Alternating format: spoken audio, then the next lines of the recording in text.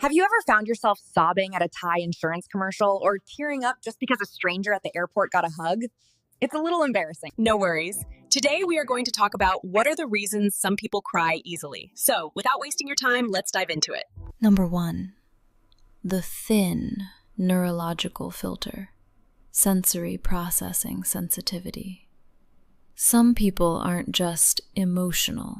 They are high sensation seekers, or highly sensitive people. About 20% of the population has a nervous system that is more finely tuned. Think of it like a radio. Most people have the volume at 5, but for easy criers, the volume is at 11. They process lights, sounds, and emotions more deeply. Here is a relatable example. It's not just sadness, it's a beautiful sunset, a powerful movie score, or even a really good sandwich that can trigger a tear. You know what I mean? Number 2, the empathy sponge effect. Do you cry when other people cry, even if you don't know them? Most probably the answer is yes. Here is why. Our brains have mirror neurons designed to help us understand others. In easy criers, these neurons are hyperactive. You aren't just watching someone be sad. Your brain is literally simulating their pain as if it were your own. Example is very common here. You see a stranger's welcome home video at an airport, and suddenly you're sobbing in the food court. You've absorbed their joy. Number 3, the emotional pressure valve. Sometimes a tear isn't about the current moment. It's about the last 3 weeks. Crying is a biological pressure relief valve. If you've been suppressing stress, anger, or exhaustion, your emotional bucket gets full. The smallest thing, like dropping a spoon, becomes the last drop that makes the bucket overflow. Let's give you a fantastic example to understand more clearly. You've had a hard week, you're tired, and then you see a slightly sad TikTok, and you lose it.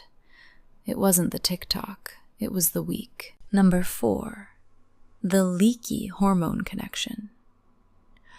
Our internal chemistry acts like a conductor for our tears. Wait, let me explain.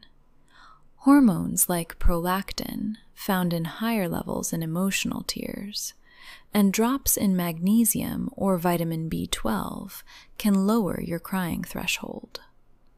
When your chemistry is unbalanced due to lack of sleep or hormonal cycles, the gate that holds back tears becomes much harder to close. For example, that feeling where you know you shouldn't be crying over a broken pencil, but your body just says, nope, we're doing this. Number 5, childhood safe space programming. Your past taught your tear ducts how to behave. If you grew up in an environment where showing emotion was encouraged and seen as safe, your brain learned that crying is a healthy, valid way to communicate.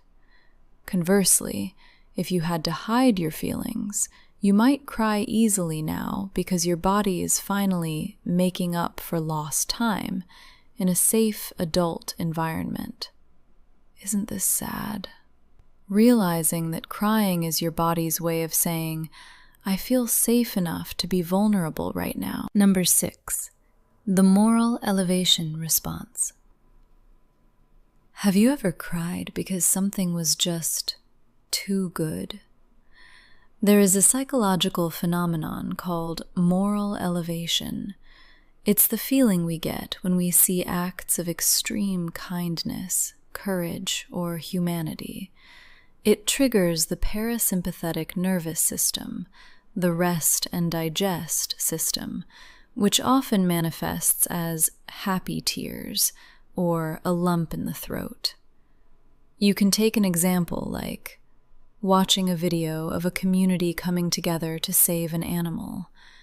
It's not sad, but the purity of the act is so intense it hurts. That's all for today. Comment below if you like my video, and if it was relatable. Did any of these points resonate with you today? I'd love to hear your story in the comments. And if you found this helpful, consider subscribing to join our community. We have so much more psychology to explore together.